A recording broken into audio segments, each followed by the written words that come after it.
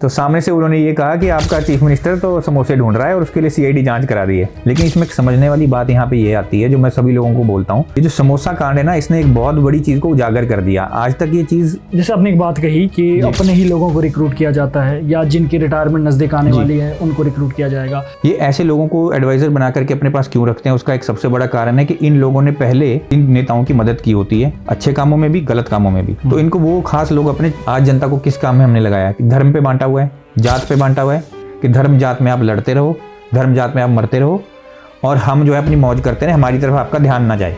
आप ध्यान से कभी इनके सोशल मीडिया हैंडल्स को देखना, उसमें सिवाय मजाक के कुछ नहीं होता। ऑपोजिशन जो है वो गवर्नमेंट का मजाक बना रही है, मीम्स चल रहे हैं और चीफ मिनिस्टर के मीम्स बनाए जा रहे हैं। यार हम वो चीज़ देखने के लिए नहीं बैठे हैं आपके सोशल मीडिया में कि आप मीम्स बना रहे हो। इनको सीरियसली कोई फर्क नहीं पड़ता। जनता बेचारी जो है इनके पीछे पागल हुई है। कोई बीजेपी का सपोर्टर बना है, वो कांग्रेस वाले को बोली जा रहा है कि ये पप्पू का चमचा है। जो कांग्रेस वाले बोल रहे हैं तुम बीजेपी वाले अंधभक्त हो, आपस में लड़ी जा रहे हैं, एक दूसरे को गाली दिए जा रहे हैं। उनको क्या फर्क पड़ रहा है? वो तो अपना मजे से अपने ड्राइंग रूम में बैठ करके अपना मजे से नाश्ता पानी चल रहा है उनका, उनको कोई दिक्कत नहीं है। सही मैसेज जाना जरूरी है कि आप ईमानदारी को सपोर्ट कर रहे हो। अभी मैसेज क्या जा रहा है कि आप जितना बेईमान बनोगे उतना आगे जाओगे।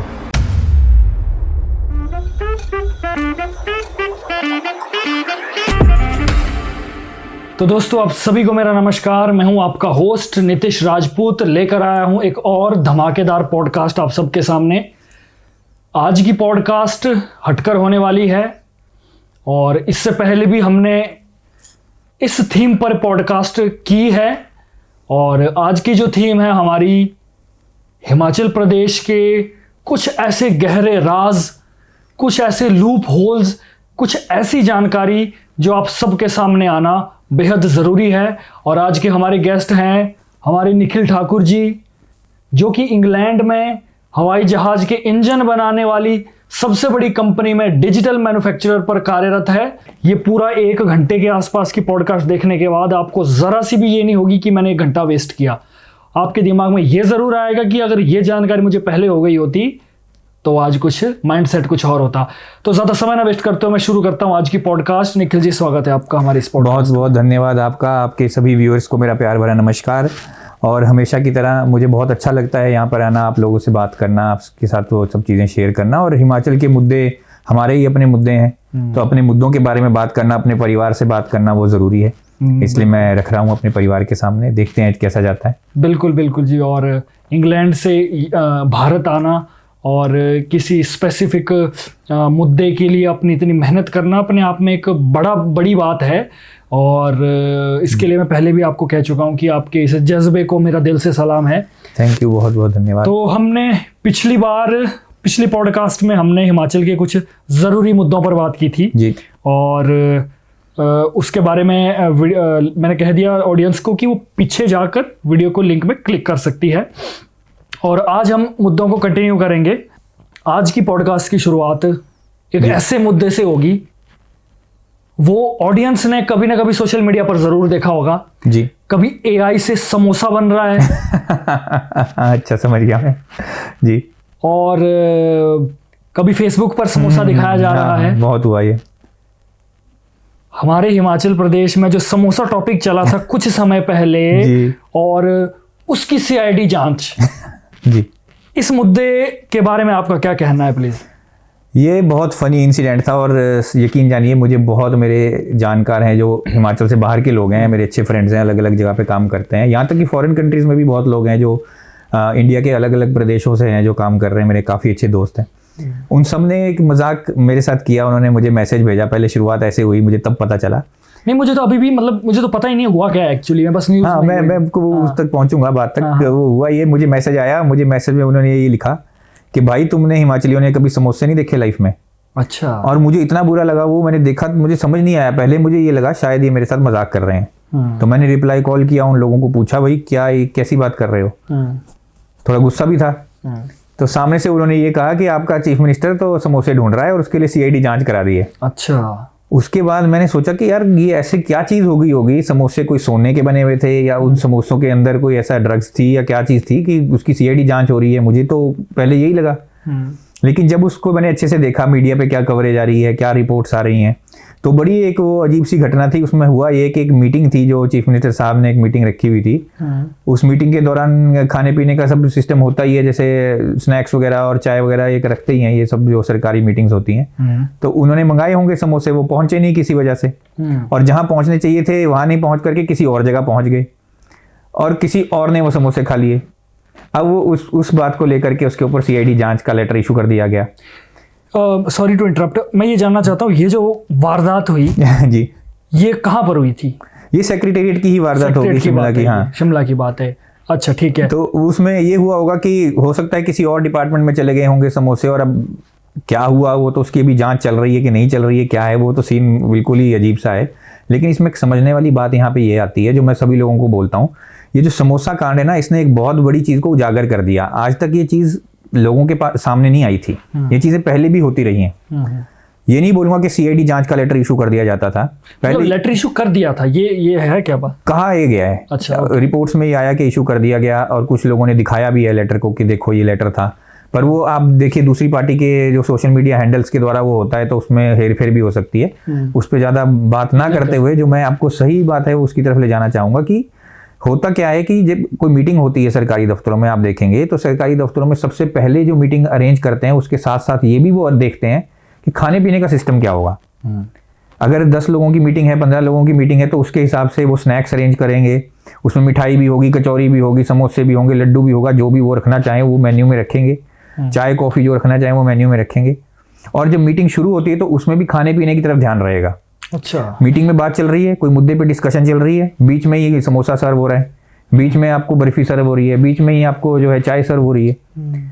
तो पर चलो ये तो ऐसे मान सकते हैं ना कि चलो ये तो लंबी बैठक चलती है, तो बीच मैं इसी पे इसलिए आ रहा हूँ, मैं आपको इसलिए बता रहा हूँ कि ये चीज़ गलत है, क्योंकि फिर आपका जो ध्यान है, अगर मान लीजिए अभी हम पॉडकास्ट कर रहे हैं, इस समय पे कोई मुझे आकर के समोसा देगा तो मेरा ध्यान 1 मिनट के लिए समोसे की तरफ चला ही जाएगा। हाँ, ये तो है। तो मुद्दे से मैं भटक जाऊंगा। जब आप किसी चीज़ पे सीरियस डिस्कशन कर रहे हो, तो अगर आपने 4 घंटे चाय नहीं भी पिए तो कौन सी आपकी जिंदगी जो है वो तबाह हो जाएगी। ऐसा क्या पहाड़ टूट जाएगा कि अगर आपने 4 घंटे अगर चाय नहीं पिया, समोसा नहीं खाया। मुझे ये लगता है ये जो सरकारी दफ्तरों में एक हैबिट बनी हुई है, जिसमें बस पहले खाने पीने की तरफ ध्यान ज़्यादा है, काम की तरफ उतनी सीरियसनेस नहीं है, इसको हटना चाहिए।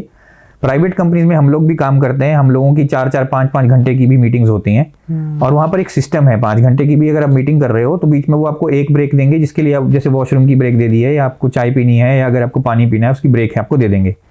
लेकिन चाय पानी आप अपना खुद खरीदते हो, वहाँ पे अपना चाय पानी खरीदोगे, आपको पीना अलाउड है, पी लो मीटिंग के बीच में, लेकिन मीटिंग डिस्टर्ब नहीं होनी चाहिए उससे। यहाँ पे उल्टा काम है, यहाँ पे मीटिंग पे मुद्दे पे डिस्कशन ज़्यादा नहीं है, ध्यान समोसे की तरफ ज़्यादा है। अब चीफ मिनिस्टर साहब का ध्यान, इसका मतलब समोसे पे ज़्यादा था, डिस्कशन पे ज़्यादा नहीं था। अगर मान लीजिए मैं चीफ मिनिस्टर हूँ और मेरी मीटिंग के अंदर समोसा नहीं भी पहुँचा है, चाय नहीं भी पहुँची है, तो मेरा ध्यान किस चीज़ पे होना चाहिए? मुद्दे की तरफ होना चाहिए। राइट। मैं अपने काम पे ध्यान दूंगा कि मुझे काम करना है, नहीं मिला तो कोई बात नहीं, मैं घर जाके पी लूंगा। इंपॉर्टेंट क्या है? काम इंपॉर्टेंट है। लेकिन यहाँ ये क्या शो हुआ कि खाना पीना इंपॉर्टेंट है। और मैं आपको जो ये बताना चाह रहा हूँ कि ये सिर्फ और सिर्फ कांग्रेस पार्टी में नहीं होता है, ये सिर्फ आज की सरकार में नहीं हो रहा है, ये बहुत पहले से चला आ रहा है, ये ऐसे ही होता है। पर सीआईडी जांच कराना वो थोड़े अपने आप में एक बहुत हंसने वाली बात थी, बहुत ही। हाँ, ये है। अब अंदर की बात तो हमें भी नहीं पता है, लेकिन मेरा अपना पर्सनल व्यू है कि अगर सीआईडी जांच अगर हुई है तो ये एक मतलब इसके अलावा, सीआईडी जांच के अलावा, इस समोसे की जांच के अलावा भी दुनिया में, हमारे हिमाचल में बड़े सारे ऐसे मुद्दे हैं जिनको करना चाहिए। अगर जांच हुई है तो तब तो ये एक मतलब एक हास्यप्रद है ये। अगर हो सकता है ना हुई हो, अब इसमें ये भी नहीं हम दावा कर सकते, हो सकता है ना हुई, बात ही निकली हो कि सीआईडी करो या कुछ भी बातें बोलो, उसको बड़ा मुद्दा बना दिया गया। मैं इस पे ये जरूर बोलना चाहूंगा कि ऑपोजिशन भी जो है ना, वो कई बार इन मुद्दों को ज्यादा तूल दे करके, ज्यादा बड़ा बना करके, और उसको ड्रामे की तरह दिखाती है। वो इस तरह से शो करना चाहती है कि हवा बन जाए। हो सकता है उन्होंने ऐसे पूछ ही लिया हो कि भाई पहुंचे नहीं है समोसे, ये भी हो सकता है कि नॉर्मल फोन करके पूछा हो कि भाई पहुंचे नहीं है, लोग वेट कर रहे हैं, और इस बात का इशू बना दिया गया हो। राइट। क्योंकि कोई, मुझे नहीं लगता इतना कोई बड़ा मूर्ख होगा कि वो इतनी सी बात के लिए इतनी बड़ी जांच करा देगा।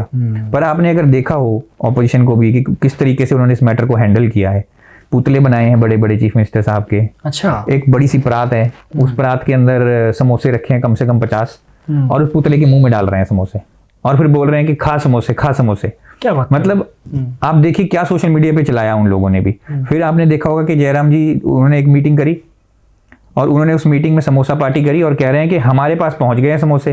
देखो चीफ मिनिस्टर को नहीं मिले अच्छा। कि ये कितने ये मैनेज नहीं कर सकते अपने ऑफिस को, देखो हमारे पास पहुंच गए वहां नहीं पहुंचे। तो क्या आप मजाक बना रहे हो? ये तो जैसे वो 2सी 3सी क्लास के बच्चे नहीं लड़ते हैं आपस में, उस तरीके से लड़ने वाली बात है। ये राजनेताओं वाली बात कहाँ है इसमें? वो भी ढंग से बोल सकते थे कि भाई ये ठीक है, कोई हो सकता है कोई मैटर जो है गलत तरीके से लाइमलाइट में आ गया हो, पहले वो भी इस चीज की जांच कर सकते थे। और अगर उनको गलत लगा तो लेटर लिख के दे सकते थे वो कि भाई ऐसे मत करो, आप ऐसे छवि गलत जा रही। नहीं, मुझे तो मेरे दिमाग में जब क्लिक की गई बात, तो मतलब मेरा पर्सनल व्यू है, मैं तो किसी पार्टी विशेष से हूँ नहीं, मैं तो एक न्यूट्रल हूँ, होस्ट हूँ। मतलब पर्सनल फिर मेरा ओपिनियन था कि हो सकता है कोई सिक्योरिटी इशू हो, या मतलब मुझे ये लगा कि शायद कुछ खाने पीने में कुछ मिला ना दे या कुछ इस तरीके का हो, तो ये दिमाग में आया था। बाकी अब जनता तक बात क्या पहुंची है और असल में बात क्या है, ये मैं जनता पर ही छोड़ना चाहूंगा। बिल्कुल बिल्कुल, मुझे भी पहले यही लगा था कि शायद कोई सिक्योरिटी इशू हो सकता है या कोई ड्रग्स मिली हुई थी, क्या दिक्कत थी। हाँ। चलिए तो आगे चलते हैं। जैसा कि आपने सही कहा, ऐसा तो ये सारी चीजें पॉसिबल हो सकती है। जो वर्तमान में हमारी सरकार है उन्हें हिमाचल में कई परेशानियों का सामना करना पड़ रहा है ना। जैसे टॉयलेट टैक्स, समोसा कांड। हाँ। तो इतनी परेशानियां क्यों आ रही है? अब ये तो मैं थोड़ा आपको ठीक से एक्सप्लेन करना चाहूंगा इस बारे में। प्लीज। होता क्या है ना कि जो ज्यादातर जो राजनेता हैं या जो नेता हैं उनको काम तो ठीक से आता नहीं है। अब वो बुरा माने इस बात को या सही माने, वो तो उनके ऊपर है। मैं ये नहीं कह रहा हूँ कि सब लोगों को काम नहीं आता, लेकिन कुछ ऐसे लोग हैं जिनको काम नहीं आता है। तो उनका पहला काम क्या होता है, जब वो किसी दफ्तर में जाते हैं, किसी मान लीजिए मंत्री बन चुका है कोई या कोई मुख्यमंत्री बन गया है, तो वो सबसे पहले अपने खास लोगों को वहां भर्ती करेंगे। वो कुछ स्पेशल एडवाइजर्स की पोस्ट को क्रिएट करते हैं। अब ये जो स्पेशल एडवाइजर्स है ना, जिनको ये रखते हैं, नौकरी पे रखते हैं, उनके लिए स्पेशल पोस्ट को क्रिएट किया जाता है। अच्छा। और उनको नौकरी पे रख लिया जाता है। कई बार ये क्या करते हैं, जो रिटायरमेंट के नजदीक हैं लोग या रिटायर हो चुके हैं लोग, उनको दोबारा से रिक्रूट कर लिया जाता है। और ये जो एडवाइजर हैं फिर ये नेताओं को एडवाइस देते हैं कि आप इस तरह से काम करो या इस तरीके से आप जो है मुद्दे उठाओ। और फिर ये वही चीज़ जो वो बोलेंगे वो एज इट इज़ काम करना शुरू कर देते हैं, क्योंकि इनका अपना ये दिमाग इस्तेमाल नहीं करते हैं कि भाई ये क्या काम है, कैसे होगा, उसकी लीगलिटी क्या है, काम को किस तरीके से कंप्लीट करना है, वो सारी चीज़ों के बारे में ये जांच नहीं करते हैं। तो कई बार ऐसी फिर हरकतें जो है वो वहाँ से भी आ जाती हैं।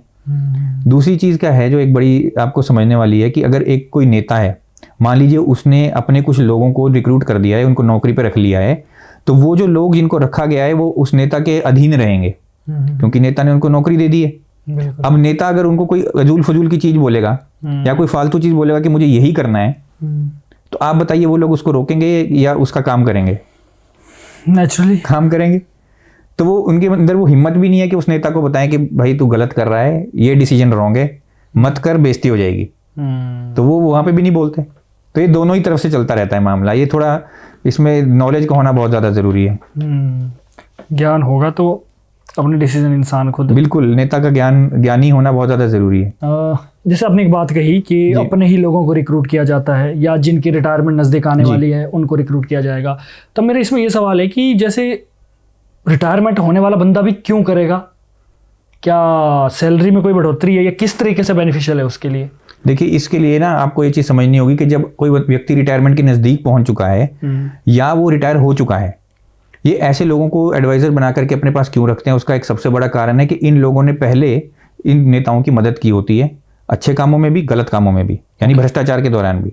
तो इनको वो खास लोग अपनी जो है टीम में चाहिए होते हैं, तो उन लोगों को ये रिक्रूट कर लेंगे। अब होता क्या कि अगर उनको 2 लाख सैलरी मिल रही है, मान लीजिए अपनी रिटायरमेंट से पहले 2 लाख सैलरी मिलती थी, अब जब इनको रिटायर होना था तो इनकी सैलरी आधी हो जानी थी, यानी मान लीजिए 1 लाख रुपए हो जानी थी महीना। अब इन्होंने क्या किया, रिक्रूट किया, 2 लाख रुपए सैलरी दोबारा से देना शुरू कर दिया। नेचुरली कौन छोड़ेगा फिर? 5 साल के लिए अब 2 लाख आपको मिल रहा है, 1 लाख रुपए एक्स्ट्रा मिल रहा है हर महीने, तो आप क्यों छोड़ोगे? सबसे बड़ी बात तो वही आ जाती है। और फिर यहाँ तक सीमित नहीं है, जो फैसिलिटीज उनको पहले मिल रही थी, जैसे अगर मान लो मकान उनको मिला हुआ था सरकारी, मान लीजिए उनको अगर बिजली पानी का जो बिल है वो सरकार पे करती थी, तो वो एज इट इज चलता रहता है, उसमें फिर वो एज इट इज कंटिन्यू हो जाता है। पर ये चीज़ जो है ये आम जनता के साथ धांधली है, बहुत बड़ी धांधली है। और जो ये आम जनता के पैसे का मिसयूज है, क्योंकि एक तो आप एक्स्ट्रा पेमेंट कर रहे हो जिसकी कोई ज़रूरत नहीं है, और अगर वो जो सीट अगर खाली हो जाती, मान लीजिए वो व्यक्ति जो है रिटायर हो जाता, उसकी जगह पे जो उससे नीचे है उसको आप प्रमोट कर देते, प्रमोशन हो जाती उससे जो नीचे वाला था उसकी, और इसी तरह से जो सबसे नीचे वाली जो पोस्ट थी वो खाली हो जाती, तो उसमें किसी नौजवान को बेचारे को नौकरी मिल जाती। तो ये कितनी जो देखो आप कितनी जो है ये बड़ी धांधली है उस नौजवान के साथ जो बेचारा धक्के खा रहा है। और सीपीएस का जो उन्होंने कांड किया है, इनको हाई कोर्ट से भी इतनी बड़ी फटकार लगी है कि कोई कहने की हद नहीं है। अच्छा, आपने सीपीएस की बात की तो ये पिछले दिनों हिमाचल में एक बहुत बड़ा मुद्दा बना हुआ है। जी जी।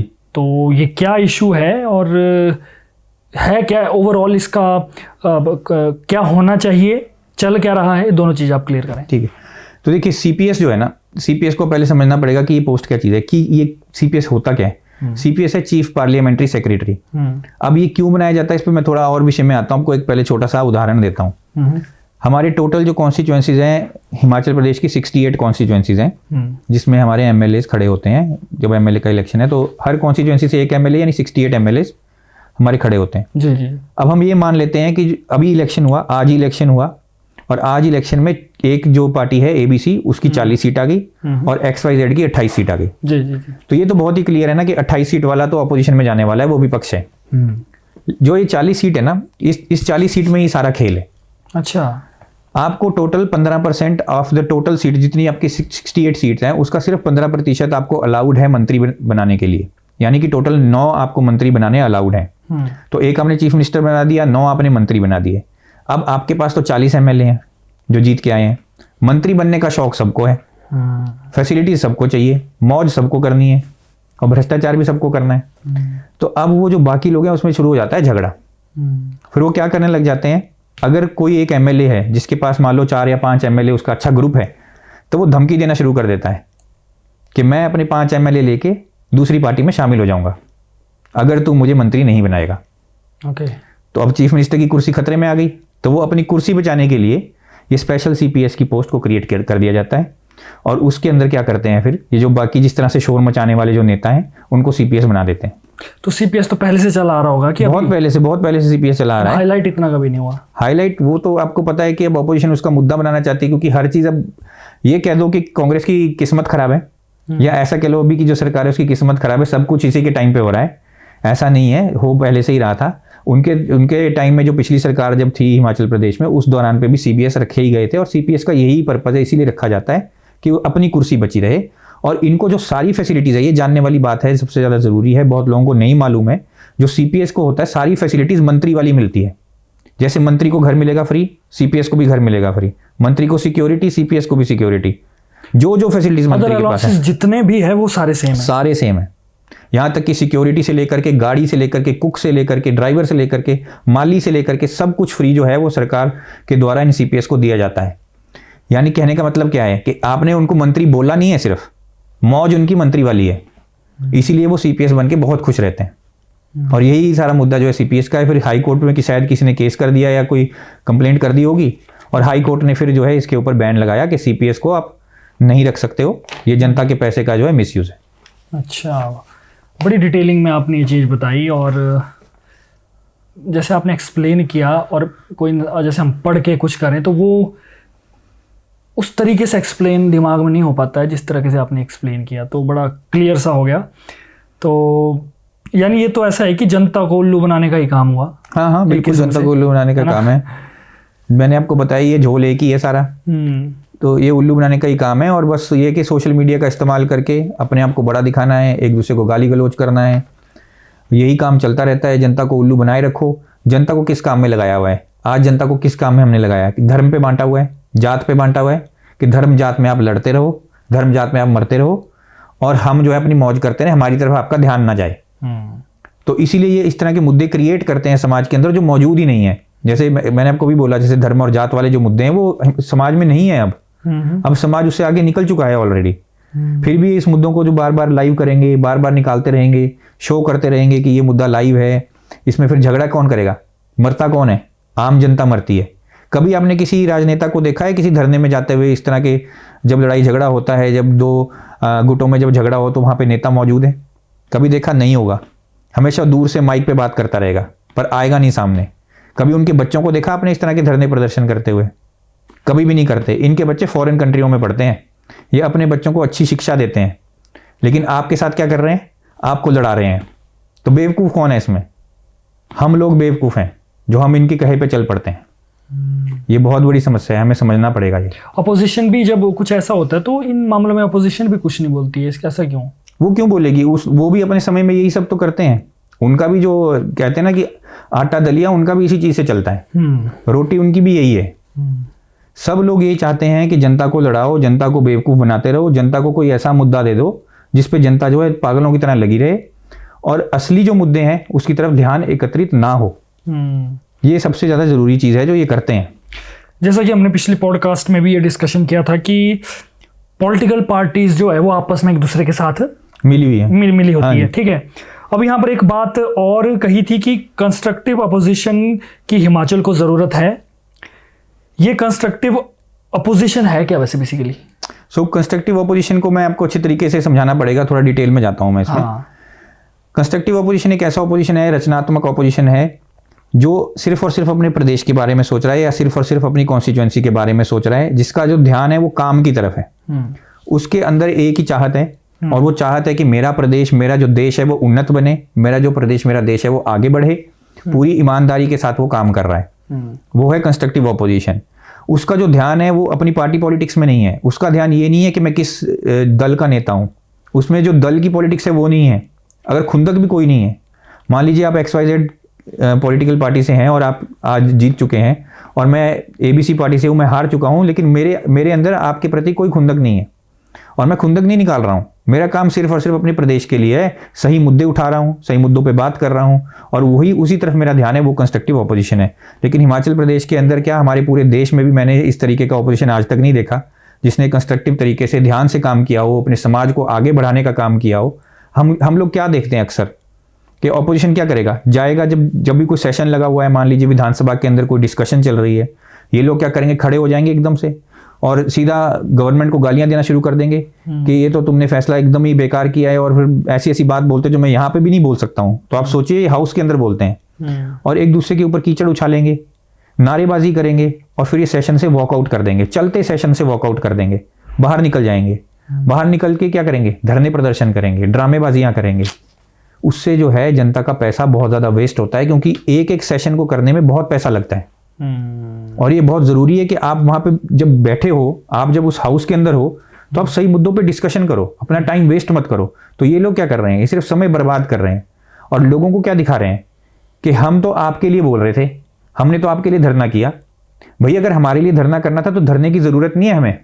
हमारे लिए कोई काम करना है तो वहां अंदर बात करो, सेशन के दौरान बात करो, मंत्रियों से पूछो, वहां पर मुख्यमंत्री से पूछो कि भाई ये काम क्यों नहीं हुआ। वो नहीं करते हैं ये लोग और यही प्रॉब्लम है। पॉलिटिकल सोशल मीडिया, क्या लगता है आपको कि कितना रोल है जो पॉलिटिकल सोशल मीडिया हैंडल्स होते हैं, तो उनका कितना रोल है और क्या सच्चाई सच में सामने आती है या फिर भ्रम ही है? जो अभी तक का एक्सपीरियंस हुआ है, अभी सोशल मीडिया पे मैं भी काफ़ी टाइम से यूट्यूब पे वीडियोस बना रहा हूँ और मैं देख भी रहा हूँ। जो मेरा ऑब्जर्वेशन खास करके इनके सोशल मीडिया हैंडल्स का है, पॉलिटिकल सोशल मीडिया हैंडल्स का, आप हंसेंगे मेरी बात को सुन करके, पर इनका काम पॉलिटिकल कम और कपिल शर्मा शो का कॉमेडी शो ज़्यादा लगता है। आप ध्यान से कभी इनके सोशल मीडिया हैंडल्स को देखना, उसमें सिवाय मजाक के कुछ नहीं होता। ऑपोजिशन जो है वो गवर्नमेंट का मजाक बना रही है, मीम्स चल रहे हैं, वहाँ चीफ मिनिस्टर के मीम्स बनाए जा रहे हैं। यार हम वो चीज़ देखने के लिए नहीं बैठे हैं आपके सोशल मीडिया में कि आप मीम्स बना रहे हो। जो गवर्नमेंट है वो भी इस तरह का ही काम करेगी, वो फिर दूसरी पार्टी के खिलाफ जो है वो मीम्स बनाएगी, तो एक दूसरे की तरफ मीम्स का चला हुआ है, हंसी मजाक चला हुआ है, कॉमेडी चली हुई है। हमें क्या चीज़ चाहिए उससे, जनता को क्या चीज़ चाहिए उससे? आप ये बताओ कि आपका प्लान क्या है। सोशल मीडिया का इस्तेमाल अगर आपने करना है तो अपने आप को बड़ा दिखाने की बजाय, अपनी एडवर्टाइजमेंट करने की बजाय आप वहाँ पर ये बात करो कि हमारा ये प्लान है, ये हमारे मुद्दे हैं, इन मुद्दों को हम ठीक करना चाहते हैं, ये मुद्दे जो हिमाचल को आगे ले जा सकते हैं, ये मुद्दे हिमाचल को डुबा सकते हैं। जनता से अपील करो कि जनता सब मिल के जो है हमारा साथ दे और हम इस तरीके का काम करना चाहते हैं। ये ऐसी तो कोई बात ही नहीं है इसमें। और जो नौजवान है बेचारा, क्यों, अब जो आज का जो समाज है ना, सोशल मीडिया उसको सबसे घिनौनी चीज़ मिली है। देखिए काम के सिलसिले में अगर आप देख रहे हो तो वो एक अच्छी चीज़ भी है कि आपको अपॉर्चुनिटी मिली है कमाने की, उसकी तरह से अगर देखा जाए तो अच्छी चीज़ है। लेकिन अगर सोच के नज़रिए से देखा जाए तो बहुत ही घटिया चीज़ मिली है। क्यों? क्योंकि आज की डेट में सोशल मीडिया पे भ्रम फैलाना इतना ईजी है। आप कोई भी झूठी चीज़ आज चला दो, वीडियो को कहीं से भी कट करो, कहीं पे भी पेस्ट कर दो, जैसा मर्जी उसका जो है नजरिया बना करके, अभी मैं आपसे बात कर रहा हूँ, मेरी वीडियो को किसी और तरीके से भी प्रेजेंट कर सकते हो। तो वो ये तो आपकी ईमानदारी के ऊपर है। तो अगर आपने उस वीडियो को कट करके किसी और तरीके से प्रेजेंट कर दिया और उसको वायरल कर दिया, तो लोग मेरे बारे में नेगेटिव फीलिंग रखेंगे। राइट। वो ये नहीं सोचेंगे कि ये वीडियो असल में थी क्या, इसमें पूरी बात क्या थी। जब तक आप पूरी बात नहीं सुनेंगे आपको समझ में नहीं आएगी। लेकिन होता ऐसा ही है, जितने भी नौजवान हैं वो उस चीज़ को देखेंगे, और आजकल के जितने भी लोग हैं 90% से ज़्यादा तो सोशल मीडिया पे एक्टिव हैं, तो वो यही चीज़ देखते हैं कि भाई ये मीम बन चुका है, ये वायरल हो गया है, तो शायद चीफ मिनिस्टर हमारा ऐसा ही है, शायद हमारे नेता ऐसे ही हैं। सच्चाई फिर पता ही नहीं चलती। एक मेरा एक और सवाल है आपसे कि जैसे हमारे हिमाचल में अगर सरकार की बात की जाए, पार्टीज की बात की जाए, तो मान लो एक पार्टी XYZ है जी। एक ABC है, ठीक है। तो बहुत सालों से मुझे लगता है, ये आप अच्छे से एक्सप्लेन करना, बहुत सालों से एक ही पैटर्न चला हुआ है कि कभी XYZ पार्टी आएगी, कभी ABC आएगी जी, है ना। तो 1-2 यही सिस्टम चला हुआ है। तो इसके पीछे आपका क्या कारण है कि जनता का माइंडसेट की कोई बात है या राजनेताओं की कुछ बात है, ये पैटर्न ऐसा क्यों चला है? इसके पीछे बहुत कारण हैं, क्योंकि हिमाचल प्रदेश में जब से शुरू हुए हैं इलेक्शंस होना, तब से अब मैंने तो यही सुना है, अपने बड़े बुजुर्गों से भी यही सुना कि पहले तो कांग्रेस का बहुत राज होता था हिमाचल प्रदेश में। कांग्रेस का बहुत ज़्यादा बड़ा गढ़ था हिमाचल प्रदेश। और उस जमाने में सब ये बोला करते थे, बड़े बुजुर्ग, आपने भी सुना होगा कि हाथ को वोट देना है। हाँ। उनको पार्टी का नाम भी याद नहीं था, वो सिर्फ हाथ, उनको एक उसका जो वो था हमारा चुनाव चिन्ह, वो याद था, बाकी कुछ याद नहीं था। तो उन्होंने वही चीज़ आगे अपने बच्चों को समझाई, फिर आगे आगे वो फैलती चलेगी। तो बच्चों को भी यही लगता था कि शायद एक ही पार्टी है। फिर कुछ समय के बाद जैसे बीजेपी बड़ी पार्टी बनने लगी, तो फिर बीजेपी भी थोड़े दिखने लग गई। तो इसमें जो सबसे बड़ा जो रोल है वो पैसे का रोल है। मैं आपको इसलिए बोल रहा हूँ क्योंकि ये जो पूरा का पूरा जो चुनाव है हमारे देश के अंदर, ये एक पैसे का खेल है। जब तक आप अमीर नहीं हैं, जब तक आपके पास कई करोड़ रुपए नहीं है, और जब मैं कई करोड़ कह रहा हूं तो कम से कम आपको एक MLA इलेक्शन में भी 20-30 करोड़ रुपए की जरूरत है। तो जब तक आपके पास उतने पैसा नहीं है तो आप इलेक्शन लड़ ही नहीं सकते, आप इन बड़ी पार्टीज के साथ कंपीट ही नहीं कर सकते। अब आप खुद सोच करके देखिए, सोशल मीडिया को ही देख लीजिए, बड़ी पार्टीज का कितना चलता है। जिस लेवल पे ये अपनी एडवर्टीजमेंट्स करते हैं, जिस लेवल पे ये बड़ी बड़ी होर्डिंग्स बनाते हैं, बड़े बड़े बैनर्स पोस्टर्स बनाएंगे, जगह जगह पे रैली करेंगे, वो इतनी बड़ी बड़ी रैली को कोई एक नया व्यक्ति कर ही नहीं सकता। तो जब कोई नया व्यक्ति आएगा ही नहीं, कोई नई पार्टी आ ही नहीं पाएगी, तो जनता को क्या लगेगा, शायद दो ही पार्टियां हैं। तो इसीलिए दो पार्टीज के बीच में ये खेल चला है। और दूसरी इसकी एक बहुत बड़ी वजह ये रही है कि ये जो पॉलिटिकल पार्टीज हैं, इनका सीधा सीधा हिसाब रहता है कि एक बार ही तू आ जाना, तेरे को हम गाली देंगे, अगली बार जनता हमें जिता देगी, तो हम तेरा भी काम करते रहेंगे बीच बीच में। ये आपस में तो मिले हैं ही, मैंने आपको कितनी बार बताया, इस बारे में काफी बार बात हो चुकी है। बिल्कुल बिल्कुल। तो इनका ऐसे ही चलता ही रहता है, इनको कोई फर्क नहीं पड़ता हारने जीतने से, इनको सीरियसली कोई फर्क नहीं पड़ता। जनता बेचारी जो है इनके पीछे पागल हुई है। कोई बीजेपी का सपोर्टर बना है, वो कांग्रेस वाले को बोली जा रहा है कि ये पप्पू का चमचा है। जो कांग्रेस वाले बोल रहे हैं तुम बीजेपी वाले अंधभक्त हो, आपस में लड़ी जा रहे हैं, एक दूसरे को गाली दिए जा रहे हैं। उनको क्या फर्क पड़ रहा है, वो तो अपना मजे से अपने ड्राइंग रूम में बैठ करके अपना मजे से नाश्ता पानी चल रहा है उनका, उनको कोई दिक्कत नहीं है। एक चीज़ मैंने ये भी सुनी है कि जैसे बोलते हैं ना, राजनेताओं की भी हमें इसलिए प्रचार इतना करना पड़ता है कि जनता जो है वो बड़ी जल्दी भूल जाती है। अगर हम कुछ अच्छा काम भी करेंगे तो जनता क्या है, जो साल में महीने बाद वो जनता भूल जाती है कि हमने कुछ काम भी किया था। तो इसलिए बार बार रिमाइंडर दे के प्रचार करना पड़ता है। तो इस बारे में आप क्या कहेंगे? बिल्कुल गलत बात है, मैं इस बात को नहीं मानता हूँ। उसके दो बड़े कारण हैं। पहला कारण ये है कि जब आप बोल रहे हैं कि हमें रिमाइंडर देना पड़ता है, अगर कोई काम अच्छा हुआ होगा, अगर मैं आज आपका कोई अच्छा काम कर दूंगा, आप मुझे सारी उम्र याद रखोगे। हम आज की डेट में भी मुझे अगर कोई आज हेल्प कर दे, आज मान लीजिए मेरी चोट लग गई और मेरे को कोई आज दवाई भी दिलवा देगा, तो मैं सारी उम्र उसके गाने गाऊंगा कि इस व्यक्ति ने मेरी जान बचा दी थी। तो मैं ये तो बिल्कुल नहीं मानता कि जनता भूल जाती है, ये जनता के ऊपर इल्जाम लगाने वाली बात है। ये तो वही बात होगी ना कि चोरी भी मैं करूं पर उसका इल्जाम भी दूसरे पे डाल दूं। अच्छा, बात तो वही है ये, क्योंकि जनता के ऊपर आप इल्जाम क्यों लगा रहे हो? एक तो जनता ने आपको जिताया, आपके झूठे वादों के ऊपर, झूठे प्रोमिसेस के ऊपर जनता ने विश्वास किया, तो आपने तो विश्वासघात किया जनता के साथ। और उस विश्वासघात का भी जो सारा के सारा जो प्रॉब्लम है वो जनता के ऊपर डाल दो कि तुम थे वही खराब, हम तो ठीक है। ये बात बिल्कुल गलत है, सरासर अन्याय है जनता के साथ। और जब काम धरातल पे नजर ही नहीं आ रहा है मुझे, तो मैं ये कैसे मान लूं कि काम हुआ है? मैंने आपसे एक बार पहले भी इस बारे में डिस्कशन किया था, और हमने, आपको याद होगा पॉडकास्ट से पहले भी कई बार डिस्कशन इस बारे में की है मैंने आपसे, कि आप अपने सिटी डिजाइन को भी देखो।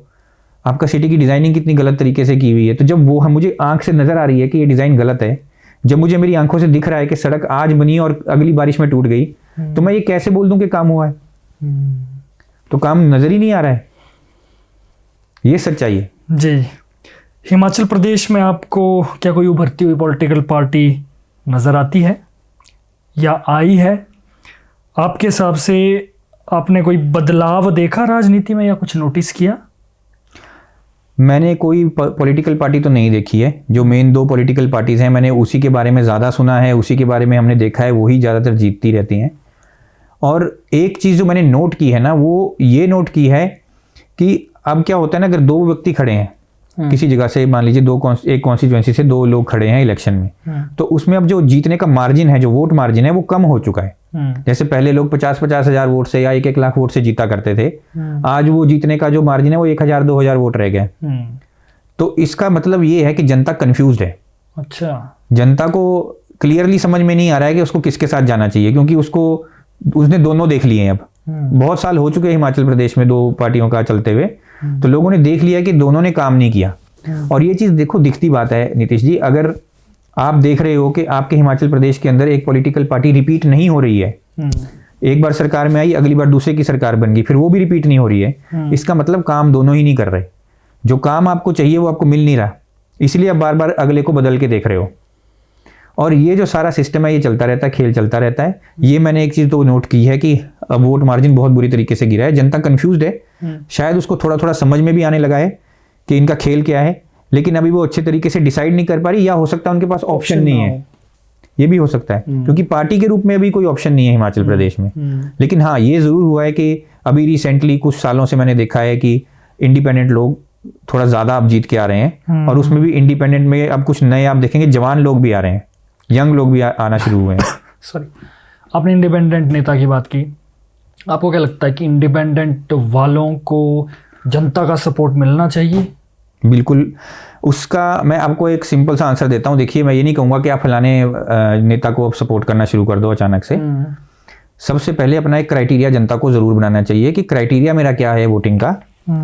अब उस क्राइटेरिया के अंदर पढ़े लिखे का होना, एक्सपीरियंस बंदे का होना, सही मुद्दे जो उठा रहा है उसका होना, और वो जो जिसके पास कुछ थोड़ा प्लान हो वो होना ज़रूरी है। अगर कोई नया नेता, अगर कोई इंडिपेंडेंट व्यक्ति उसमें फिट हो रहा है तो आप इंडिपेंडेंट व्यक्ति को जिताओ, लेकिन फिर इंडिपेंडेंट व्यक्ति का साथ मत छोड़ो, उसका साथ आपको खड़े रहना पड़ेगा। क्योंकि इंडिपेंडेंट के पास एक बड़ी पॉलिटिकल पार्टी का हाथ नहीं है, बड़ी पॉलिटिकल पार्टी के पैसा नहीं है उसके पास, वो पैसे का जोर नहीं दिखा सकता, वो एडवर्टाइजमेंट का जोर नहीं दिखा सकता, वो झूठ फरेब नहीं चला सकता।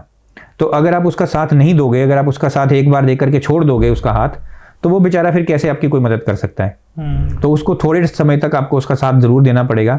मैं तो ये कहूँगा अगर अच्छा व्यक्ति आपको मिल रहा है तो सारी उम्र मत उसका हाथ छोड़ो, क्योंकि अच्छे लोगों का मिलना आज की डेट में बहुत मुश्किल है, खास करके राजनीति के अंदर। पर इन फ्यूचर ऐसा भी हो जाता है ना कि जैसे मान लो अकेला है, उसको मान लो जिता दिया, इंडिपेंडेंट को जिता दिया, अब वो ये उसके सामने मजबूरी आ जाती है कि देखो जी पीछे तो सरकार कोई और है, मैं हूँ इंडिपेंडेंट, तो मैं कुछ ज़्यादा कर नहीं सकता। तो इसमें आपका क्या कहना है कि उसके पास क्या क्या पावर्स आ सकती है जो वो कर सकता है और जो नहीं कर सकता वो? जो इसमें सच्ची बात ये है, ये लोगों का ये भी एक भ्रम फैलाने वाली बात है कि एमएलए कुछ नहीं कर सकता। अगर एमएलए कुछ नहीं कर सकता तो फिर बनने का लालच क्यों है? एक बात। दूसरी बात, एमएलए के पास भी पावर्स होती हैं करने की। एमएलए का भी अपना फंड आता है अपनी कॉन्स्टिट्यूएंसी के लिए, वो अपने फंड का इस्तेमाल करके अपनी कॉन्स्टिट्यूएंसी के कुछ काम तो कर ही सकता है अपने से ही, जिसके लिए उसको परमिशन की भी जरूरत नहीं है। फंड निकलवाने के लिए उसको परमिशन की जरूरत है, और वो रोक नहीं सकते, क्योंकि कॉन्स्टिट्यूएंसी का पैसा वो कॉन्स्टिट्यूएंसी के पास ही जाना है, वो किसी और के पास नहीं जाना है, पहली बात। दूसरी बात ये कि जो एमएलए इंडिपेंडेंट है, जब अगर कोई वो व्यक्ति अच्छा है और सच्चा है, मेरे हिसाब से अगर वो जा रहा है विधानसभा के अंदर, जो सबसे पहला चेंज आप देखेंगे, जो सबसे पहला बदलाव देखेंगे, एक आप मैसेज भेजेंगे राजनीति को कि हम इस व्यक्ति को इसलिए खड़ा कर रहे हैं क्योंकि ये ईमानदार व्यक्ति है, तो अब हमें ईमानदारी पसंद आ रही है, अब हमें तुम्हारी एडवर्टाइजमेंट पसंद नहीं आ रही, अब हम तुम्हारा सोशल मीडिया नहीं देख रहे, अब हमें काम चाहिए। तो एक मैसेज तो सीधा क्लियर चला गया, पहली बात। दूसरी बात, वो व्यक्ति जब सेशन में बैठेगा, सेशन के दौरान आपके मुद्दे उठाएगा, सही मुद्दों पे वो बात बार बार केंद्रित करेगा, बार बार उस मुद्दे की तरफ वो लेके जाएगा गवर्नमेंट को, उसका ध्यान एकत्रित करेगा बार बार उस तरफ को, तो उसके ऊपर कुछ तो डिस्कशन होगी, बड़े लेवल पे भी डिस्कशन होगी। और फिर जब नेता देखेंगे कि इतनी सारी जनता जो है वो इस व्यक्ति के साथ खड़ी है, तो नेताओं के बीच में भी कंपटीशन हो जाता है। फिर उनको भी लगेगा कि कुछ काम तो करके दिखाना ही पड़ेगा, चाहे 10% ही सही। तो अगर 10% भी काम होगा, जनता का तो भला होगा उसमें। और फिर एक काम जो नेता कर सकते हैं, जो एमएलए कर सकते हैं, वो होता है कि वो रिकमेंडेशंस दे सकते हैं, वो चिट्ठियां लिख सकते हैं, वो गवर्नमेंट को बोल सकते हैं कि ये काम जो है हो नहीं रहा है, बहुत साल से मैं बोल रहा हूँ, इसके ऊपर एक्शन लें। और अगर कोई एक्शन ना हो तो वो कोर्ट के पास भी जा सकते हैं, कोर्ट का दरवाजा भी खटखटा सकते हैं। अच्छा, रास्ते बहुत हैं, लेकिन बात यह है कि कोई ईमानदारी से काम करना नहीं चाहता। अभी तक हमने बहुत सारे मुद्दों में बात की जी। उनमें से एक मुद्दा हमने ये भी किया कि हिमाचल प्रदेश में आपने कहा बहुत ज़्यादा कर्ज है और आने वाले समय में क्या है, अगर ऐसा ही रहा तो हालत खराब होने वाली है। लेकिन अगर मैं आपसे ये पूछूं कि सबके पास अपने अपने सॉल्यूशन है, आपके पास क्या ऐसा सॉल्यूशन है जिससे आपको लगता है कि हिमाचल प्रदेश का जो कर्ज है उसको अच्छे से ख़त्म किया जा सकता है? एक ही तरीका मैं आपको बता रहा हूँ, जो आप चाहे किसी से भी बात कर लीजिए, और अगर कोई इससे हट करके कोई आपको बात बता रहा है तो हवा की बात ऐसे होने नहीं वाला है, क्योंकि हर चीज़ में पैसा लगता है। लेकिन सबसे जो ज़रूरी बात है कि आपको साइंस टेक्नोलॉजी के अंदर इन्वेस्टमेंट लेकर के आनी होगी, साइंस टेक्नोलॉजी पे काम ज़रूर करना होगा। साइंस टेक्नोलॉजी ही आपको कर्ज से बाहर लेकर के जा सकता है। उसके मैं आपको कुछ कारण बताता हूँ। जितनी भी बड़ी कंट्रीज़ हैं, चाहे आप अमेरिका देख लीजिए, चाहे आप इंग्लैंड देख लीजिए, चाहे आप जर्मनी देख लीजिए, चाहे आप जापान देख लीजिए, ये सारी जो कंट्रीज़ हैं ये कैसे बड़ी बनी है, ये कैसे उन्नत बनी है। जापान तो हमारे सामने एक बहुत बड़ा एग्जाम्पल है। जापान के ऊपर आपको याद होगा कि हिरोशिमा और नागासाकी में एटम बम गिरा दिया गया था। उसके बाद वो शहर के शहर तबाह हो गए थे। आप आज जाकर के देखिए वो शहर कितना बढ़िया तरीके से वो उन्नत हुआ है, कितनी अच्छी प्यारी सड़कें हैं उसके पास, सब जगह साफ सफाई है, सारे ऑफिस ढंग से काम कर रहे हैं, सब जगह प्रॉफिट चल रहा है। ऐसा क्यों हो रहा है? ऐसा इसलिए हो रहा है कि उन्होंने साइंस टेक्नोलॉजी में अपना ध्यान लगाया और इनोवेशंस को ईजाद किया, नई नई चीज़ों को ईजाद किया, नए प्रोडक्ट बनाए, और उनके प्रोडक्ट्स के उनके पास पेटेंट थे। यानी कि वो प्रोडक्ट सिर्फ वही लोग बेच सकते थे और कोई और नहीं बेच सकता था। और अगर कोई और बेचना चाहता है तो उनको उससे पहले बात करनी पड़ेगी, उसको उसकी रॉयल्टी देनी पड़ेगी, तब वो उसका प्रोडक्ट जो है वो इस्तेमाल कर सकता है या बेच सकता है। और यही सेम चीज़ हिमाचल प्रदेश को करनी होगी, अपनानी होगी। साइंस टेक्नोलॉजी में इन्वेस्टमेंट करके लोगों का ध्यान जो है वो रिसर्च एंड डेवलपमेंट में लेकर के जाना होगा। और वहाँ से जो ये यंग जनरेशन है ये रिसर्च एंड डेवलपमेंट करे, नए नए स्टार्टअप्स को क्रिएट किया जाए, स्मॉल स्केल बिजनेसेस को क्रिएट किया जाए, जिससे कि फिर जो है आपकी आमदनी धीरे धीरे बढ़नी शुरू हो जाएगी। और जब आपके पास अपना कोई यूनिक प्रोडक्ट होगा, कोई ऐसी चीज़ होगी जो आप ही बेच सकते हो, तो उसको आप पूरे देश में भी बेच सकते हो और देश के साथ साथ फिर इंटरनेशनली भी बेच सकते हो। और एक छोटी सी बात मैं इसके साथ ज़रूर बोलना चाहूँगा कि आपको स्वावलंबी जो है वो बनना पड़ेगा, सेल्फ डिपेंडेंट बनना पड़ेगा, अपने ऊपर ही आपको डिपेंडेंट होना पड़ेगा हिमाचल प्रदेश को। अब एक एग्जांपल देता हूँ, जैसे मान लीजिए आपको साबुन खरीदना है। अब आप साबुन खरीद रहे हो लक्स कंपनी का या किसी और कंपनी का, अब वो कंपनी रजिस्टर्ड है किसी और जगह की, हो सकता है वो देश से बाहर की भी कंपनी हो सकती है। मैं तो लक्स का ऐसे एग्जांपल ले रहा हूँ, और भी कोई आप इसी तरह के प्रोडक्ट्स का आप इस्तेमाल कर रहे होंगे, कॉस्मेटिक्स के प्रोडक्ट्स आप इस्तेमाल कर रहे होंगे, जो हो सकता है देश से बाहर की कंपनीज के पास वो प्रॉफिट सारा जा रहा हो। अगर मान लीजिए उसकी जगह कोई एक स्टार्टअप को क्रिएट कर दिया गया है, हिमाचल का ही स्टार्टअप है, हिमाचल के ही बच्चे उसमें काम कर रहे हैं, उन्हीं का वो प्रोडक्ट है, तो आप सब लोग जितने भी हिमाचल के लोग हैं वो उस प्रोडक्ट को खरीदना शुरू कर दो। उसकी बजाय कि आप किसी और कंपनी का प्रोडक्ट खरीदो, आप उस हिमाचल की छोटी कंपनी का प्रोडक्ट खरीदना शुरू कर दो। तो आप अपने ऊपर डिपेंडेंट हो गए, वो सारी चीज़ आप अपने ऊपर ही डिपेंडेंट हो जाओगे। इस तरह से ये छोटी बड़ी हर तरह के प्रोडक्ट जो मैं बात कर रहा हूँ, ये तो मैंने एक एग्जांपल लिया है। जी जी जी जी। तो उससे क्या होगा, जो चीज़ आप 50 रुपये पे खरीद रहे हो वो चीज़ आपको भी 30 रुपये पे मिलेगी, आपका भी 20 रुपये का फायदा है और उस छोटे स्टार्टअप का भी फायदा है, और पैसा आपके प्रदेश के अंदर ही है।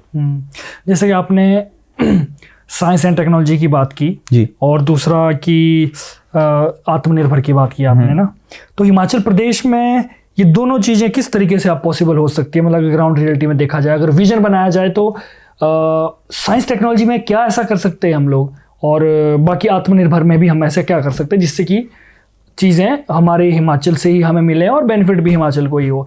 जी, तो देखिए सबसे पहले एक बात मैं आपको बताना चाहूँगा कि हिमाचल आज से थोड़े साल पहले एग्रीकल्चर में एक बहुत बड़ा नाम रखता था। अच्छा, उसका काफ़ी बड़ा योगदान हिमाचल प्रदेश का एग्रीकल्चर में हुआ करता था। आज वो धीरे धीरे गिरता चला जा रहा है, और उसको गिरने का कारण ये है कि हमने ओवर कंस्ट्रक्शन कर दी है। ज़मीनें जो उपजाऊ ज़मीन थी वो हमने ऐसे ही बिल्डिंग बनाने के लिए बेच दी है, और हमने किया क्या, उसको प्लॉट में काटा है, बाहर के लोगों को बेचना शुरू कर दिया है। जिससे अब हिमाचल प्रदेश के अंदर आप देखेंगे एकदम से प्राइस जो है इंक्रीज हुआ है, कॉस्ट ऑफ लिविंग अचानक से बढ़ गया है। तो सबसे पहले तो आपको वो सब चीज़ों को कंट्रोल करना पड़ेगा, रोकना पड़ेगा। उसके बाद आपको क्या करना है, आपको इंडस्ट्रीज लगानी है, जो लगानी है स्मॉल स्केल इंडस्ट्रीज, एक छोटे लेवल पे इंडस्ट्रीज लगानी है। और ऑटोमेशन को आपको इंप्रूव करना है, साथ में आर्टिफिशियल इंटेलिजेंस का इस्तेमाल करना है। ऑटोमेशन का जब आप यूज करोगे तो आपका एग्रीकल्चर जो है बढ़ेगा। जो काम आप आज 2 घंटे में कर रहे हो, वो काम आपका ऑटोमेशन जो है वो 30 मिनट में कर देगा। तो आपके पास 1.5 घंटा जो बच रहा है, उतना पैसा आपके पास वैसे ही बच जाएगा। एफिशिएंसी आपकी इंप्रूव होगी। जो आपकी प्रोडक्शन अगर कम है तो प्रोडक्शन इंक्रीज होगी। फिर साइंस और टेक्नोलॉजी आपकी हेल्प कर सकता है नई क्रॉप्स में, कि आप कौन सी नई क्रॉप्स लगा सकते हो। ये तो एग्रीकल्चर की ही बात बता रहा हूँ। इसके अलावा और भी कई एरियाज हैं जिसमें इसी तरीके का काम किया जा सकता है। मुझे लगता है कि एक हम इन फ्यूचर ज़रूरत पड़ेगी तो सिर्फ इसी टॉपिक पर हम बात करेंगे कि हिमाचल में और क्या क्या पॉसिबिलिटी हो सकती है, है ना। इसमें हम ज़रूर इसमें बात करेंगे, ताकि ये टॉपिक अगर जिसकी समझ में आना चाहिए या जिस तक बात पहुंचनी चाहिए शायद पहुंच जाए, और बहुत बेनिफिट हो सकता है मुझे लगता है इस टॉपिक से, है ना। तो हाँ, बस ये मेरा कहना था कि इस पर ज़रूर करेंगे हम। ऑडियंस भी कमेंट कर दे कि इस टॉपिक पर और बात की जाए तो ठीक है। बाकी आप प्लीज़ अपना कंटिन्यू कीजिए। हाँ, तो उसके साथ साथ जैसे कि अब मैंने आपको बोला, रिसर्च और डेवलपमेंट में अगर आप ध्यान लगाएंगे, आप फोकस आपका रिसर्च और डेवलपमेंट में होगा, तो आप वेदर की मैपिंग भी ठीक ढंग से कर पाएंगे। आपको पता चल जाएगा कि वेदर कैसे चेंज हो रहा है, और वो लाइव वेदर डेटा आपके पास होगा, जिससे आप अपनी क्रॉप्स को फिर उस हिसाब से मैनेज भी कर सकते हो। तो ये सारी बात आ गई एग्रीकल्चर के अंदर। उसके साथ साथ जो मैंने एक बहुत बड़ी चीज देखी है, जो फॉरेन कंट्रीज के अंदर जो मैंने सीखा है अपने एक्सपीरियंस से, वो क्या करते हैं कि मान लीजिए अगर एक कम्युनिटी है, उसमें 50 परिवार हैं, तो वो 50 परिवार के लिए एक फैक्ट्री साथ में लगा देंगे। तो मान लीजिए आप अगर कोई अनाज उगा रहे हो, मान लीजिए चावल ही उगा रहे हो, तो उस चावल को वो क्या करेंगे, डायरेक्टली उस फैक्ट्री में बेचेंगे। तो उन लोगों को ज्यादा दूर भी नहीं जाना पड़ रहा है, ट्रांसपोर्टेशन का उनका खर्चा बच रहा है। वो जो उन्होंने प्रोडक्ट वहीं बनाया, वो ताज़ा मटेरियल, ताज़ा क्या ताज़ा आप एज इट इज़ फैक्ट्री में दे रहे हो, तो उसकी क्वालिटी भी बहुत बढ़िया है प्रोडक्ट की। फिर उसके बाद क्या हो रहा है, उसको किसी अच्छे प्रोडक्ट में कन्वर्ट किया जा रहा है। अब चावल को एज ए चावल भी आप बेच सकते हो, चावल की बोरी में आपने बंद किया, बेच दिया, वो भी आप कर सकते हो, अपना ब्रांड चला सकते हो। उसके अलावा आप क्या कर सकते हो, उसका आटा बना करके, जैसे कुरकुरे आपने खाए होंगे, तो उस तरह के स्नैक्स आप बना सकते हो। तो इस तरह की जो फैक्ट्रीज होती हैं, वो डायरेक्ट स्नैक्स बना करके वो फिर इंटरनेशनल लेवल पे बेचती हैं। ये वहाँ पे किया जाता है, और ये सिर्फ वहीं तक सीमित नहीं है, और चीज़ों में भी किया जाता है। और आप टेक्सटाइल की इंडस्ट्री में बहुत काम कर सकते हो। उसके साथ साथ आप IT इंडस्ट्री में बहुत काम कर सकते हो, क्योंकि IT जो है वो फ्यूचर है। सारी दुनिया का फ्यूचर अब IT ही होने वाला है। तो IT के अंदर अगर हमने आज हाथ डाल दिया, हिमाचल प्रदेश अगर आज हाथ डाल देता है, हिमाचल प्रदेश का युवा अगर IT में घुस जाता है, तो रोजगार भी बहुत पैदा होगा, और साथ साथ कमाई भी बहुत होगी। ये आपने बड़ा अच्छा पॉइंट बोला। तो मेरे इसी में ये है कि नौजवान जो है, यूथ है, तो वो इन चीज़ों में ज़्यादा इंटरेस्ट क्यों नहीं ले रहा है इन चीज़ों में। नौजवान बेचारा वो मुसीबत में पड़ा हुआ है, उसको डायरेक्शन है नहीं। स्कूल्स, कॉलेजेस और यूनिवर्सिटीज़ के अंदर जो फैसिलिटीज़ उसको मिलनी चाहिए थे, वो मिल नहीं रही है। स्किल की डेवलपमेंट नहीं हो रही है। अगर आप अपनी पढ़ाई लिखाई देखें, तो आज से जो 50 साल पहले जो पढ़ाया जा रहा था, आज भी वही पढ़ाया जा रहा है। तो करिकुलम के अंदर कुछ चेंज भी नहीं किया है। और सबसे बड़ी जो प्रॉब्लम मैंने देखी है कि हमारी रिसर्च बेस्ड एजुकेशन नहीं है, और ना ही इंडस्ट्री बेस्ड एजुकेशन है। यानी इंडस्ट्री का आपकी एजुकेशन के साथ कोई लिंक नहीं है। जो आप पढ़ रहे हो वो इंडस्ट्री में काम नहीं आ रहा। इंडस्ट्री को जो चाहिए वो आप पढ़ा ही नहीं रहे हो। जो स्किल आपको चाहिए, चाहे वो इंटरव्यू की स्किल्स हो, चाहे वो प्रेजेंटेशन की स्किल हो, चाहे कम्युनिकेशन की स्किल हो, वो आपके अंदर है ही नहीं। और सबसे बड़ी जो कमी एक हिमाचल प्रदेश में चल रही है युवा के साथ, मैं बोलूँगा एक तरह की धांधली कह लो या कुछ कह लो, युवा को बेचारे को एक ही उम्मीद नजर आती है, वो है कि सरकारी जॉब्स की ट्राई करना। हिमाचल प्रदेश में आपने देखा होगा, हर युवा जो है सरकारी नौकरी ही ट्राई करता है। प्राइवेट नौकरी उसके दिमाग में आती भी नहीं है। रिस्क लगता है उसको रिस्क उसको पता ही नहीं है, क्योंकि हमारे प्रदेश में इतनी ज़्यादा आप देखोगे, इतनी ज़्यादा इंडस्ट्रीज हैं भी नहीं है। तो लोगों का पहला ध्यान वही जाएगा कि चलो सरकारी नौकरी पे ट्राई करते हैं। बेचारे 3-3, 4-4 साल अपना ट्राई करते रहते हैं। फिर आपको पता है धांधली भी चलती है, पेपर लीक भी होता है, 100 घटनाएं इन चीज़ों पे हो चुकी हैं ऑलरेडी। और मैंने पहले भी आपको कहा है कि ये एग्जामिनेशन सिस्टम तो वैसे ही जो है वो स्कैम है, पैसा बनाने का धंधा है, ट्यूशन सेंटर्स का पैसा बनाने का धंधा है। और उस चक्कर में बेचारा नौजवान फंस जाता है, 4-5 साल अपने वेस्ट कर लेता है, और 4-5 साल के बाद उसकी ना तो कोई स्किल रह जाती है, वो बेचारा प्राइवेट इंडस्ट्री में भी ढंग का काम उसको फिर नहीं मिलता है। क्योंकि एक समय टाइम ऑफ पीरियड अगर चला जाए ना, तो बेचारा ना आगे का रहता है ना पीछे का रहता है। आपको ये गाइडेंस उसको यूनिवर्सिटी लेवल और कॉलेज लेवल पे देनी पड़ेगी। अगर आप उसको यूनिवर्सिटी कॉलेज लेवल पे ये गाइडेंस नहीं दोगे, तो उसको पता ही नहीं रहेगा कि उसको क्या करना है अपनी लाइफ में। और आप देखोगे, आपका अगर कोई शौक है, उस शौक को भी करियर में कन्वर्ट किया जा सकता है। लेकिन कोई गाइडेंस ही नहीं है उसके बारे में। जैसे मान लीजिए डांस की बात करें तो डांस के स्कूल्स आप खोल सकते हो, डांस को आप इम्प्रूव कर सकते हो, उसकी आप मार्केटिंग कर सकते हो, सरकारी रूप में मार्केटिंग हो सकती है डांस की। हमारा एक अपना जो है फिल्म सिटी हो सकती है। हिमाचल की फिल्म सिटी क्यों नहीं है? हो सकती है। आप अपने आर्ट एंड क्राफ्ट को आगे ले जा सकते हो। हमारा भी बहुत रिच कल्चर है। हिमाचल के डांस देख लो, हिमाचल के गाने देख लो, बहुत रिच कल्चर है हिमाचल का। लेकिन वो हमने उसको सीमित क्यों करके रखा हुआ है, संकुचित क्यों करके रखा हुआ है? हम उसको एक बड़े लेवल पे भी तो प्रेजेंट कर सकते हैं। आप मुझे एक बात बताइए, अब हिमाचल का लड़का मुंबई जाकर के किसी शो में क्यों compete करे? वो अपने प्रदेश में रह करके क्यों नहीं डांस कर सकता? आप उसके डांस को क्यों नहीं दिखा सकते हो बड़े प्लेटफॉर्म पे? आप और हमारा तो फोक इतना खूबसूरत है कि फॉरेन तक लोग देखने आएंगे स्पेशल लोग। मैं आपको यकीन दिला सकता हूं कि आपके 1-1 लाख पाउंड तक की टिकट लोग खरीद के आ जाएंगे आपका शो बुक करने के लिए। इतने लोग आएंगे आपके पास। तो कमाई की तो एंडलेस है उसमें। कोई आप जिस भी डायरेक्शन में देखोगे आपको कहीं ना कहीं कोई अपॉर्चुनिटी कमाई की मिल जाएगी। मैंने 1-2 एग्जांपल दिए क्योंकि पॉडकास्ट में सब कुछ कवर नहीं कर सकते हैं। बिल्कुल। लेकिन बहुत सारे ऐसे मेरे पास हैं आइडियाज जो आप इंप्लीमेंट कर सकते हो। और कितनी बार मैं बोल चुका हूं, अपने चैनल के जरिए भी बोल चुका हूं कि सरकारी दफ्तर में किसी को अगर आइडिया लेने हैं तो बात कर लो, लेकिन नीतीश भाई कोई नहीं करता है। तो चलिए, मुझे लगता है कि अब एक अहम जो सवाल था मेरे दिमाग में कि बातें बहुत सारी हो गई, कुछ कंक्लूजन भी होना चाहिए। आपकी तरफ से 2 आंसर चाहता हूं मैं। एक, हमारे जो नेता है और पॉलिटिकल पार्टी है, उनके लिए आपकी तरफ से कोई सुझाव, और दूसरा जनता के लिए। लेकिन पहले आप नेता के लिए बताइए। तो मैं आपको तीनों का सुझाव एक साथ ही बता देता हूँ। हाँ प्लीज। नेता के लिए मेरे पास सुझाव ये है कि नेता सबसे पहले खुद ईमानदार बने और ईमानदारी को ही वो प्रमोट करे। कोई इलीगल काम करने की कोई ज़रूरत नहीं है। 2 रोटी इंसान ने खानी होती है, वो 2 रोटी आराम से खा सकता है। जितना लालच आप रखोगे, जितना आप लालच की तरफ दौड़ोगे, उसका भी अंत वही है, मरना सभी को है, जाना ऊपर ही है। तो बहुत ज़्यादा पैसा भी इकट्ठा करोगे तो ऊपर जाओगे, कम पैसा भी इकट्ठा करोगे तो ही ऊपर जाओगे। इस धरती पे परमानेंट कोई नहीं रहा है। ये चीज़ नेता को समझनी होगी। अपने आप को राजा ना समझे, वो इस चीज़ को समझे कि उसकी एक जिम्मेदारी है। जब उसको एक कॉन्स्टिट्यूएंसी जिता रही है तो उस कॉन्स्टिट्यूएंसी के कुछ मुद्दे हैं, उनको कुछ काम चाहिए, तो कम से कम अपने लोगों से बैठ करके वो काम सुने कि काम क्या है, लोगों को क्या चाहिए, क्या प्रॉब्लम है लोगों की। एक नेता की ये बहुत बड़ी कमी है कि वो एक बार इलेक्शन में आएगा, वोट मांगेगा, फिर 5 साल के बाद दिखाई देगा, जो बहुत बुरी बात है। अब उसको अपनी कॉन्स्टिट्यूएंसी के अंदर कम से कम महीने में 1 बार तो ज़रूर जाना चाहिए और 1 बार जाकर के सबसे मिलना चाहिए और सबसे पूछना चाहिए कि आपको मेरा काम अभी तक ठीक लगा? अगर नहीं लगा तो मुझे फीडबैक दो कि मुझे क्या चीज़ ठीक करनी चाहिए अपने अंदर, क्या मेरे अंदर कमी है कि मैं उसको और अच्छे से बेहतर कर सकूं, और आपको ऐसी क्या ज़रूरत है जो आपको लगता है कि पूरी नहीं हो पा रही है, तो मैं उस मुद्दे की तरफ जो है फिर सरकार का ध्यान खींचूं। इस तरह के काम नेता को करने चाहिए, बहुत ज़रूरी बात है। और ये बहुत ईमानदारी वाली एक बात मैं आपसे बोल रहा हूँ। जी। पॉलिटिकल पार्टीज को क्या करना चाहिए कि एक जो सिस्टम बना हुआ है ना पॉलिटिकल पार्टीज का, कि एक नेता आया, फिर उसका बेटा भी नेता है, फिर आगे उसका पोता भी नेता है, तो सारे जो नेता हैं वो एक ही परिवार से आ रहे हैं। एक तो परिवारवाद को बंद करना चाहिए, स्पेशल लोगों को नेता बनाना, स्पेशल लोगों को टिकट देना, या फिर पैसे के लालच में किसी को टिकट दे देना, या किसी इन्फ्लुएंस के लालच में या किसी सेलिब्रिटी को टिकट देना, ये बंद करना चाहिए। काम के आधार पर, इंटेलिजेंस के आधार पर, स्किल के आधार पर सबसे पहले आपको टिकट देना चाहिए, सबसे पहली बात। फिर चाहे आप गरीब को ही क्यों ना दो, अगर कोई गरीब आदमी भी है लेकिन इंटेलिजेंट है, उसको पता है कि काम क्या करने वाला है, कैसे काम होगा, तो उसको भी अगर आप टिकट दे दोगे तो आपका कुछ घिसेगा नहीं, क्योंकि आप बहुत बड़ी पार्टी हो, आपका बहुत अच्छा नाम होगा उससे। एक बात।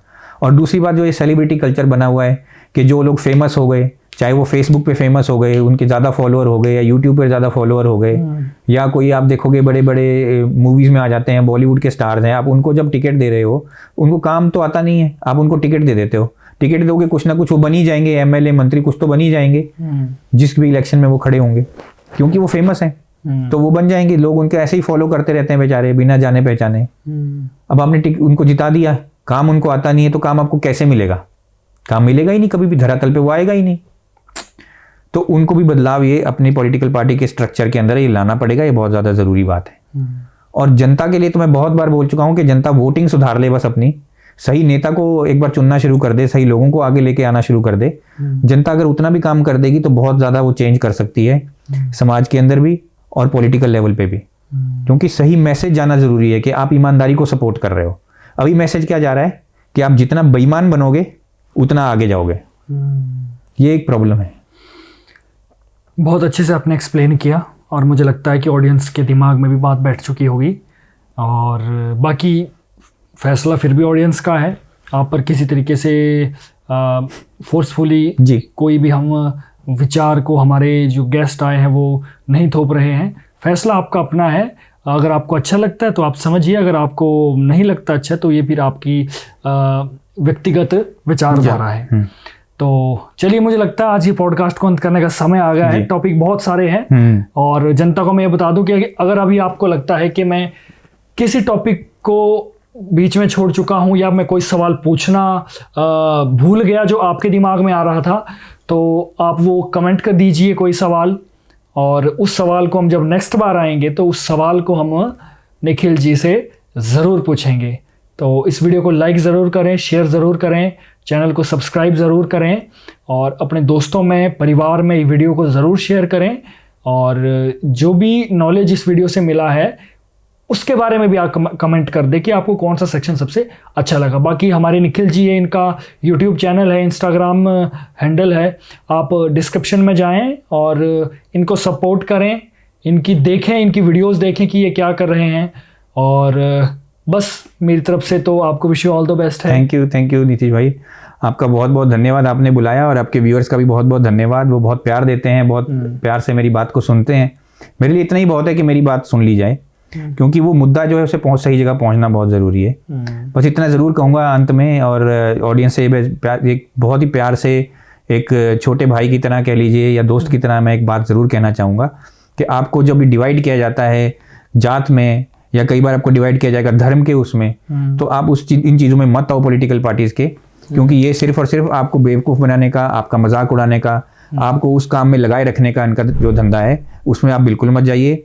एक चीज़ को हमेशा याद रखिए आप कि जो धर्म की हम बात करें तो इंसानियत से बड़ा कोई धर्म नहीं होता और प्रेम से बड़ी कोई जात नहीं होती। अगर इंसान ये दो बातें अगर कोई व्यक्ति समझ गया आज इस पॉडकास्ट से, तो मैं समझता हूँ जो ये समाज है वो पूरी तरह से बदल जाएगा, अच्छा समाज बन जाएगा।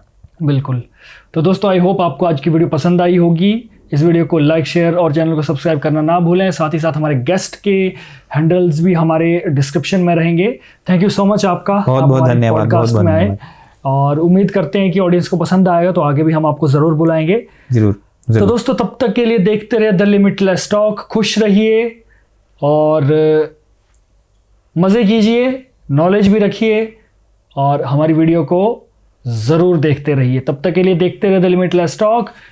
जय भोलेनाथ, जय बिजली महादेव, जय माता दी। जय माता दी।